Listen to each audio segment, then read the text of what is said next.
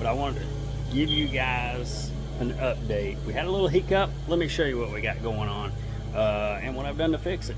So just real quick, our kit for the lowering kit for this truck, I hadn't been on it for a couple weeks. Been busy with other things, boats and family stuff, but I already got all our torsion bar and lower control arms put in this thing. All the front lowering is in there, ready to go. I get to the back and realize I don't have the correct brackets. What they sent me, I don't know what they sent me, guys, but it doesn't fit. It doesn't bolt right up. I contacted the manufacturer. 2 weeks go by. They said they even searched the warehouse. They can't find any for this particular model. This truck is a 1500 HD short bed. I don't know what difference that makes. Maybe GM put a different spring hanger on it.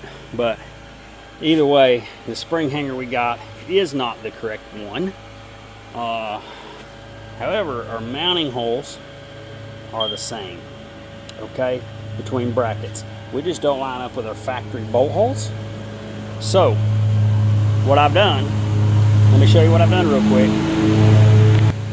Just a quick run through. What I've done is I was able to get through this factory bolt hole from the lowering kit into the factory bolt hole of the chassis, the bottom bolt hole in the bracket, the top bolt hole from the factory in the front. So what I decided to do, we got a little overhang. We trimmed the top off because we had an ear that came up like this high. It was way higher than our bed mount. So cut that ear off, went here. However, to make sure you did this right, what we had to do is I had to do a little shim. I got a little wooden shim up there. I've got the frame shimmed to the level mark. And then I was able to take a small level and level here. So to make sure the frame's level this way. These holes are going to be leveled this way. Also took a square and lined it up. You can't see it from here. I lined it up with the old factory hole from the back and make sure it lines straight up with our holes for our lowering. However, here's one of the deals I've got is, so I want to make sure it's square because we don't want that rear differential moved forward, because this is going to be your spring hanger for the spring. So this is your front spring hanger eyelet. So we don't want it to go forward, because then we're going to push our transmission in. See what I'm saying? Into the drive shaft, into the transmission. You don't want to pull it away because you're going to pull away. So you got a little bit of room, maybe an 1/8 quarter inch tops. So I'm comfortable with that. You got a little movement. So, but anyway, we got to make sure that's straight up and down with the old factory setting. Make sure it's good and square. Also, my thought is, if I didn't get this up and down right, either one of these two locations that I can mount through, then our lowering's not going to be it's a 3.5, so we want to lower the rear at 5. However, with the rear lower shackle, you've got multiple steps. So, guys, we can modify that. You know, it's one of those situations where no stock available at all. They've searched everything, couldn't find one. Here's where we're at. So anyway, I've got some welds, but I'm also going to drill, which factory was just 6 rivets. The manufacturer of the lowering kit done this at 6 bolts, which I was a little leery of anyway. I don't know what grade they are. I thought about upgrading them to a grade 8 anyway, but look, they may be. Anyway, so I'm going to do the 4 bolts. We're going to drill some holes. We're going to put 4 bolts in. We're going to do a couple tack welds. This thing should be good to go, guys. Anyway, I just wanted to update you. I'll show you some of the action on the other side as I go through it. I'll put some of that in here in this video. But that's been our hold up. Once that gets on, this rear end's going up in there. The engine's right behind it. It's sitting over there covered up on a stand. It's basically ready to put in there. Get this project rolling.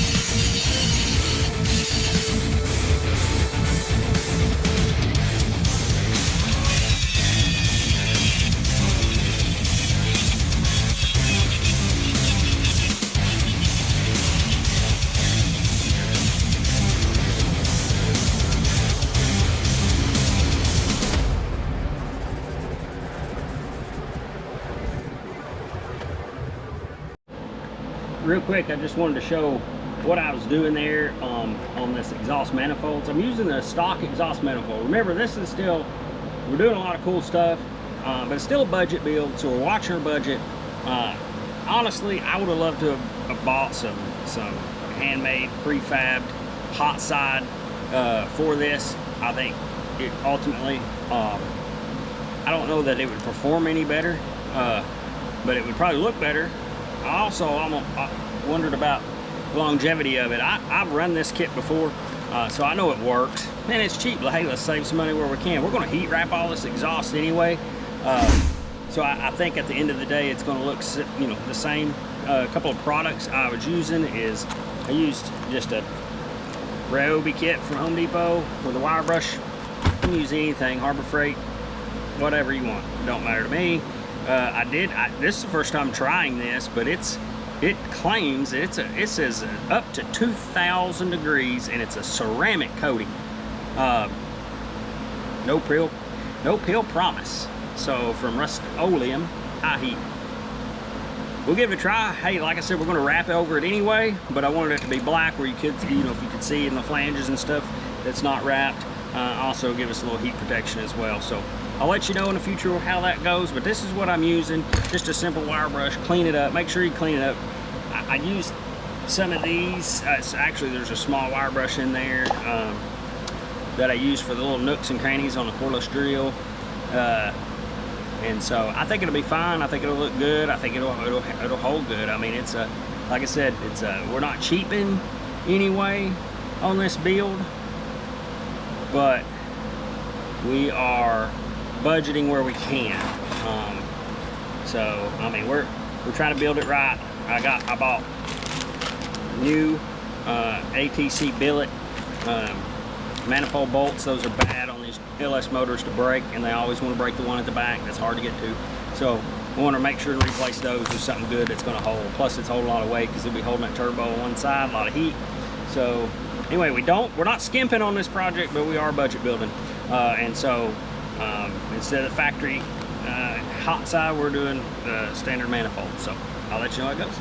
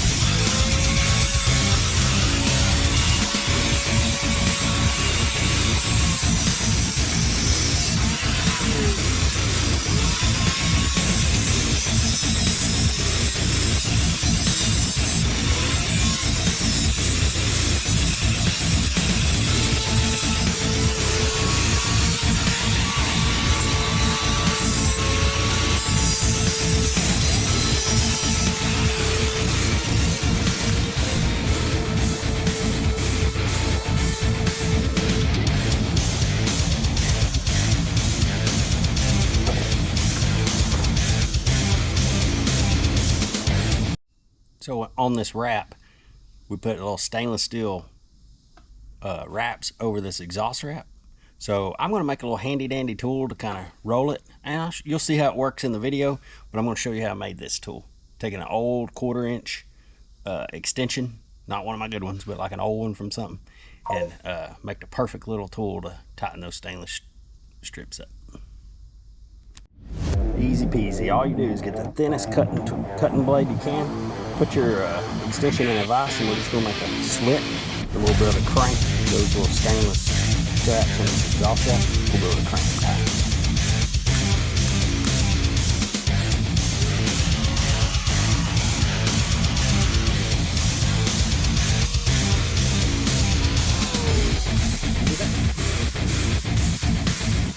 Okay, I got all our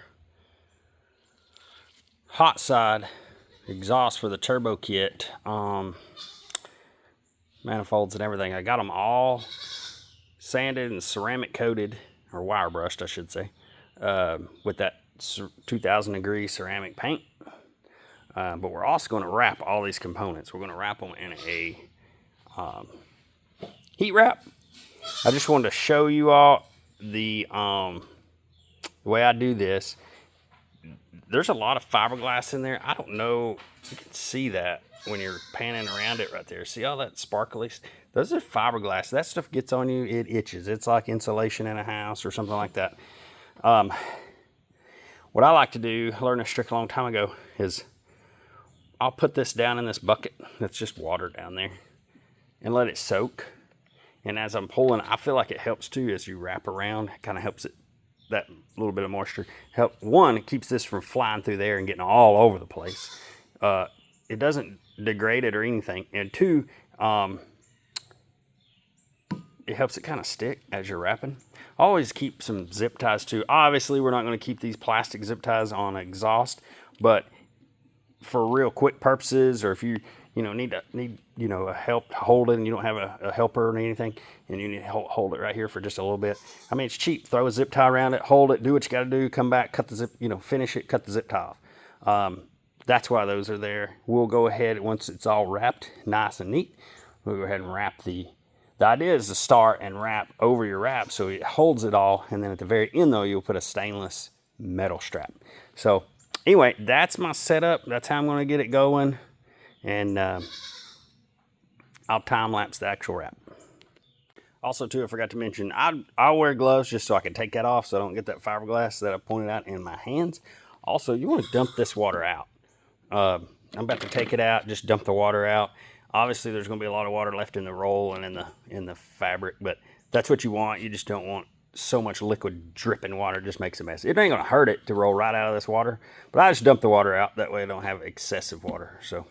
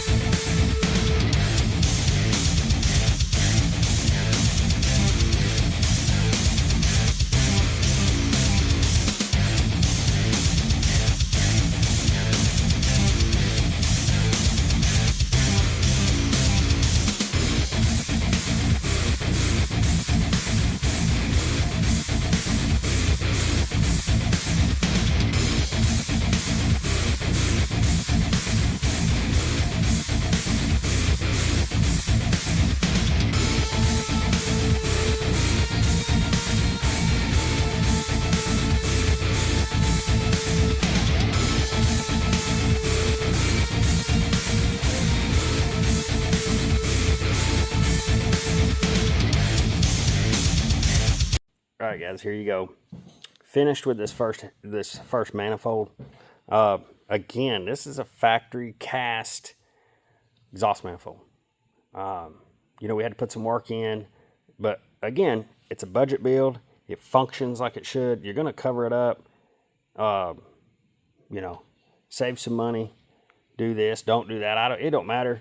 There are some things that you know, it ain't perfect, like where the exhaust heat shield used to mount. That's gone, but I'm happy with it. I'm happy with the outcome. It's a pretty good looking wrap. It's really hard. Probably headers will be easier when you get into these corners here where they tend to flow in, down, and then into a collector, and so you could wrap them up. That might make that easier if you're wrapping a header. But anyway, that's what that looks like. 2,000 degree ceramic black coating on the whole manifold, wrapped, and then once it dries, now we you know, pull it tight. You can stretch this thing around pretty good, so that helps make some of these weird moves and bends and going on. Once this dries, we're gonna give it 24 hours. We'll put another coating on it, a high temp silicone coating. It's supposed to be good to 1,500 degrees and seals and protects exhaust wraps. So we'll put that on too. And I think we still got some wrapping to do. So I think that's gonna look good, and it's definitely gonna be effective and work. And, you know, hey, maybe some more time and labor in it, but it's cheap.